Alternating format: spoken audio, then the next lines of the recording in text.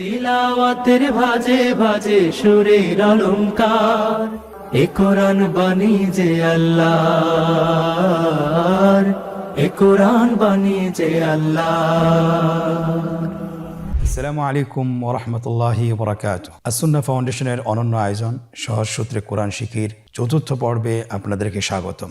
সম্মানিত শিক্ষার্থীবৃন্দ, আলহামদুলিল্লাহ আমরা গত ক্লাসে 19টি হরফ শিখেছিলাম। আজকে আমরা এই হরফগুলো আবার একবার বলবো, আপনারা আমার সাথে বলুন। আলিফ বা তা সা জিম হা খ দাল যাল রা জা সিন শিন صاد ضاد ত আইন গইন। আলহামদুলিল্লাহ খুব অল্প সময়ে আমরা 19টি হরফ সম্পন্ন করতে পেরেছি আলহামদুলিল্লাহ। আজকে আমরা বাকি হরফগুলো শিখব। বাকি 10টি হরফ আমাদের সামনে রয়েছে, আপনারা স্ক্রিনে লক্ষ্য করুন। 10টি হরফ আমরা দেখতে পাচ্ছি, আপনারা আমার সাথে বলুন। ফা কফ কাফ লাম মিম নুন ওয়াও হা হামজা ইয়া। ফা হরফটি আপনারা স্ক্রিনে দেখতে পাচ্ছেন। ফা হরফটি উচ্চারণের ক্ষেত্রে বারিক হবে এবং এক আলিফ টেনে পড়তে হবে। আপনারা আমার সাথে আবার বলুন। ফা। স্ক্রিনে দেখতে পাচ্ছেন ফায়ের মাখরাজ। ফায়ের মাখরাজ হলো নিচের ঠোঁটের প্যাড সামনের উপরের দুই দাঁতের আগার সঙ্গে লাগিয়ে উচ্চারিত হয়। আপনারা আমার সাথে আবার বলুন। ফা ফা। পরবর্তী হরফ কফ। ফায়ের একটি নোক্তা, কফের দুইটি নোক্তা। আমরা যদি পার্থক্য করতে চাই ফা এবং কফের মধ্যে, কিভাবে বুঝবো? ফায়ের উপর এক নোক্তা এক ফোঁটা এবং কফের উপর দুইটি ফোঁটা। কফ উচ্চারণের ক্ষেত্রে একটু মোটা করে উচ্চারণ করতে হবে। আপনারা আমার সাথে আবার বলুন। কফ। আরেকবার চেষ্টা করুন। কফ। কফ উচ্চারণের ক্ষেত্রে অবশ্যই 3 আলিফ টেনে পড়তে হবে। আবার বলুন কফ। কফের মাখরাজ স্ক্রিনে লক্ষ্য করুন। এখানে আমরা মাখরাজের বা উচ্চারণের স্থান দেখতে পাচ্ছি। কফের মাখরাজ হলো জিহ্বার গোড়া তার বরাবর উপরে তালুর সঙ্গে লাগিয়ে উচ্চারিত হয়। জিহ্বার গোড়া তার বরাবর উপরে তালুর সঙ্গে লাগিয়ে উচ্চারিত হয়। আপনারা উচ্চারণ করুন কফ। আবার বলুন কফ। আলহামদুলিল্লাহ আজকের আমরা 2টি হরফ শিখলাম। তৃতীয় নম্বর হরফটির নাম হলো ক্যাফ। তৃতীয় নম্বর হরফটির নাম ক্যাফ। কাফ উচ্চারণের ক্ষেত্রে অবশ্যই পাতলা করে উচ্চারণ করতে হবে এবং 3 আলিফ টেনে পড়তে হবে। আপনারা আমার সাথে চেষ্টা করুন। ক্যাফ। আবার বলুন ক্যাফ। কাফের মাখরাজ আমরা স্ক্রিনে দেখতে পাচ্ছি।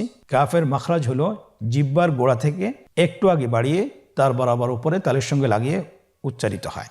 তাহলে আমরা কফ যেখান থেকে উচ্চারণ করেছি একটু আগে বাড়িয়ে সেখান থেকে আমরা তার বরাবর উপরে তালের সঙ্গে লাগিয়ে হরফটি উচ্চারণ করব। আপনারা আবার চেষ্টা করুন। ক্যাফ। কাফ হরফটি চেনার ক্ষেত্রে অবশ্যই সহজ উপায় হলো যে কাফের উপরে কোনো নোক্তা নেই, কোনো ফোঁটা নেই। কাফের ভিতরে একটি ইংলিশ হরফ এস যুক্ত রয়েছে, আপনারা দেখতে পাচ্ছেন। পেটের ভিতরে একটি এস আছে, এটা আপনারা দেখলেই বুঝতে পারবেন ইনশাআল্লাহ। পরবর্তী হরফ লাম। লাম হরফটি উচ্চারণের ক্ষেত্রে অবশ্যই বারিক হবে এবং 3 আলিফ টেনে পড়তে হবে। আপনারা আমার সাথে বলুন লাম। লাম হরফটির মাখরাজ হলো জিহ্বার আগার কিনারা উপরের দাঁতের মাড়ির সঙ্গে লাগিয়ে উচ্চারিত হয়। আপনারা আমার সাথে একবার চেষ্টা করুন। লাম। আবার বলুন লাম। পরবর্তী হরফ আমরা যেটা দেখতে পাচ্ছি স্ক্রিনে লক্ষ্য করুন। মিম। হরফটির নাম কি? মিম। মিম হরফটি উচ্চারণের ক্ষেত্রে অবশ্যই বারিক হবে, পাতলা হবে এবং 3 আলিফ টেনে উচ্চারণ করতে হবে। আমার সাথে আরেকবার চেষ্টা করুন। মিম। আবার বলুন মিম। হরফটির উচ্চারণ স্থান 2 ঠোঁটের শুকনো স্থান থেকে উচ্চারিত হয়। এই যে আমরা 2টি ঠোঁট দেখছি, এটা যে শুকনো অংশ আসছে সেখান থেকে হরফটি উচ্চারিত হয়। হ্যাঁ, 2 ঠোঁট চেপে ধরে আমরা উচ্চারণ করব মিম। আবার বলুন মিম। আলহামদুলিল্লাহ আমরা আজকের পর্বে অনেকগুলো হরফ শিখলাম। পরবর্তী হরফের নাম হলো নুন। আপনারা স্ক্রিনে দেখতে পাচ্ছেন নুন হরফটির উপর একটি নোক্তা রয়েছে। একটি নোক্তা যদি থাকে তাহলে আমরা বুঝতে পারবো যে এটা হরফটি হলো নুন। নুন হরফটি উচ্চারণের ক্ষেত্রে অবশ্যই পাতলা করে উচ্চারণ করতে হবে এবং 3 আলিফ টেনে পড়তে হবে। আপনারা আমার সাথে বলুন নুন। আরেকবার চেষ্টা করুন নুন। নুন হরফটির উচ্চারণ স্থান হচ্ছে জিহ্বার আগা তার বরাবর উপরে তালুর সঙ্গে লাগিয়ে উচ্চারিত হয়। আপনারা স্ক্রিনে দেখতে পাচ্ছেন জিহ্বার আগা তার বরাবর উপরে তালুর সঙ্গে লাগিয়ে উচ্চারিত হয়। আপনারা জিহ্বার আগাটা তার বরাবর উপরে তালুর সঙ্গে লাগিয়ে উচ্চারণ করুন এবং আমার সাথে বলুন নুন। আবার বলুন নুন। আজকের পর্বের পরবর্তী হরফটি হলো ওয়াও। আমরা স্ক্রিনে দেখতে পাচ্ছি ওয়াও হরফটি উচ্চারণের ক্ষেত্রে বারিক হবে এবং 3 আলিফ টেনে পড়তে হবে। আপনারা আমার সাথে বলুন ওয়াও ওয়াও। 2 ঠোঁট গোল করে মাঝখানে ফাঁক রেখে হরফটি উচ্চারণ করতে হবে। আপনারা আমার সাথে বলুন ওয়াও। আবার বলুন ওয়াও। আবার বলুন ওয়াও। আলহামদুলিল্লাহ, আমরা 7টি হরফ শিখে ফেলেছি। বাকি 3টি হরফ আমরা এখন শিখব। আপনারা স্ক্রিনে লক্ষ্য করুন। পরবর্তী হরফটির নাম কি? হ্যাঁ। হ্যাঁ হা হরফটি উচ্চারণ ক্ষেত্রে অবশ্যই বারিক হবে এবং 1 আলিফ টেনে পড়তে হবে। আপনারা আমার সাথে বলুন হ্যাঁ। হ্যাঁ হরফটি উচ্চারণের স্থান কণ্ঠনালীর শুরু হতে, অথবা আমরা যদি আরবিতে বলি হলকের শুরু হতে এই হরফটি উচ্চারিত হয়। কণ্ঠনালীর শুরু থেকে উচ্চারণ করুন হ্যাঁ। হ্যাঁ। আলহামদুলিল্লাহ। পরবর্তী হরফটির নাম হলো হামজা। পরবর্তী হরফটির নাম হামজা। হামজা হরফটি উচ্চারণ ক্ষেত্রে বারিক করে উচ্চারণ করতে হবে এবং এখানে টেনে পড়া যাবে না, দ্রুত পড়তে হবে। আপনারা আমার সাথে বলুন হামজা। হামজা। হামজা হরফটি উচ্চারণের স্থান হায়ের মতোই। হা হরফটি যেখান থেকে আমরা উচ্চারণ করেছি একই জায়গা থেকে আমরা হামজা হরফটি উচ্চারণ করব হলকের শুরু হতে। আপনারা আমার সাথে বলুন হামজা। আবার বলুন হামজা। মাশাআল্লাহ। পরবর্তী হরফটির নাম হলো ইয়া। পরবর্তী হরফটির নাম ইয়া। পরবর্তী হরফটির নাম কি? ইয়া। ইয়া হরফটি উচ্চারণের ক্ষেত্রে বারিক হবে এবং 1 আলিফ টেনে পড়তে হবে। ইয়া। আবার বলুন ইয়া। ইয়ার মাখরাজ কোন জায়গা থেকে উচ্চারিত হয়? ইয়া উচ্চারিত হয় জিহ্বার মধ্যখান তার বরাবর উপরে তালুর সঙ্গে লাগিয়ে উচ্চারিত হয়।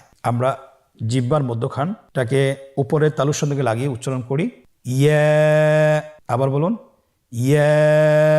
আলহামদুলিল্লাহ, আমরা খুব অল্প সময় 10টি হরফ শিখে ফেলেছি। আমরা শুরু থেকে আবার আরেকবার বলি ফা, কফ, কাফ, লাম, মিম, নুন, ওয়াও, হা, হামজা, ইয়া। আলহামদুলিল্লাহ, আমরা খুব অল্প সময় 10টি হরফ শিখে ফেলেছি। এখন আমরা 10টি হরফের লিখন রূপ দেখব, কিভাবে লিখতে হয়। হরফগুলো আমরা চিনলাম এবং আমরা শিখলাম, কিন্তু কিভাবে লিখতে হয় সেটা আমাদেরকে জানা দরকার।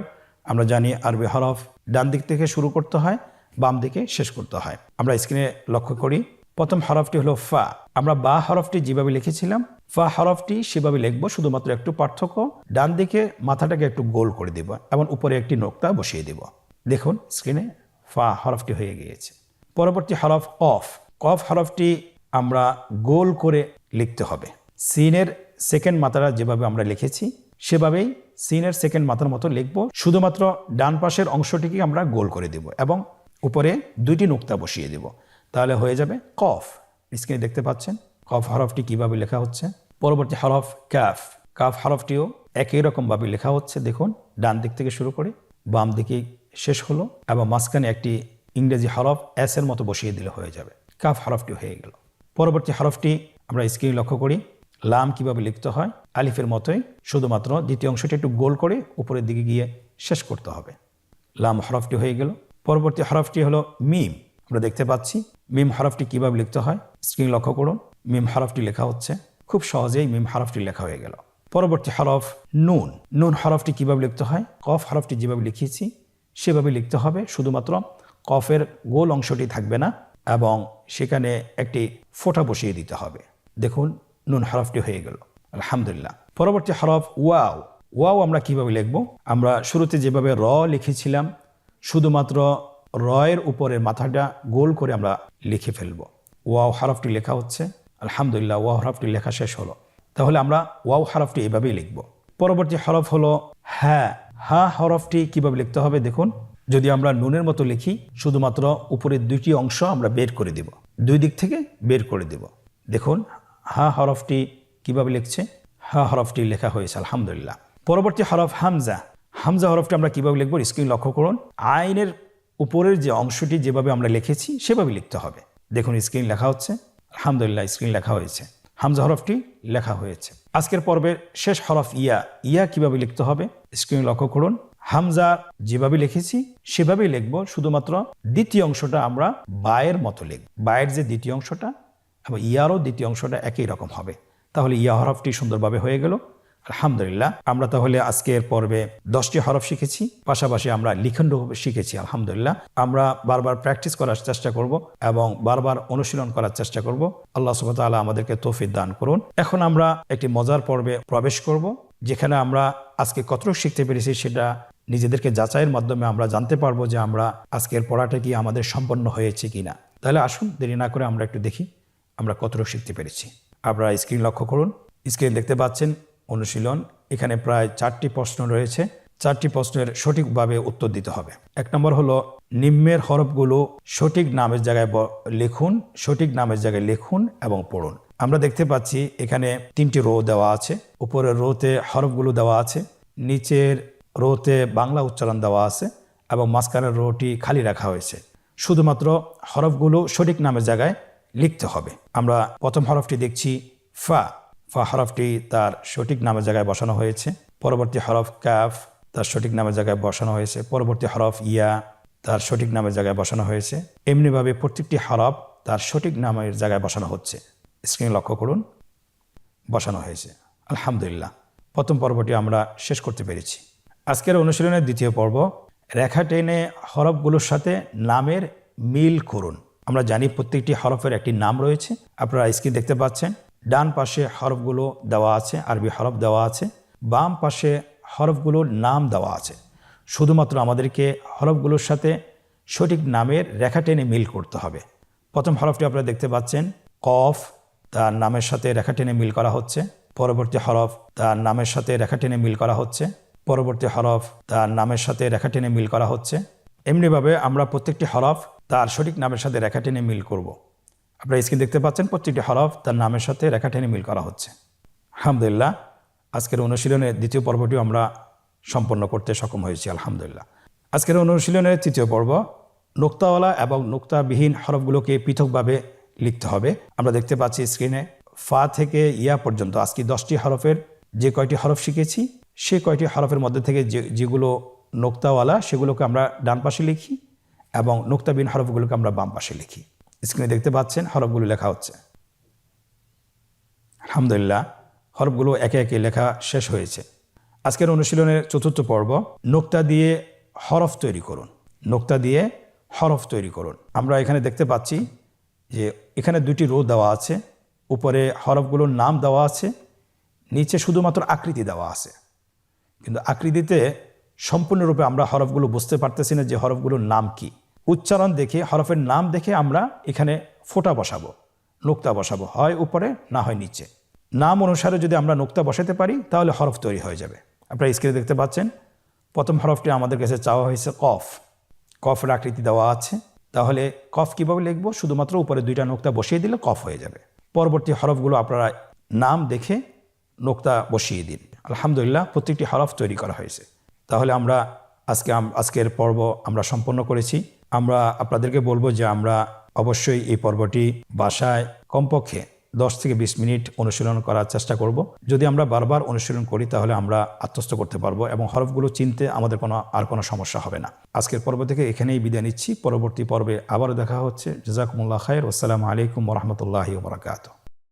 আসুন্নাহ ফাউন্ডেশন, উম্মার স্বার্থে সুন্নাহর সাথে।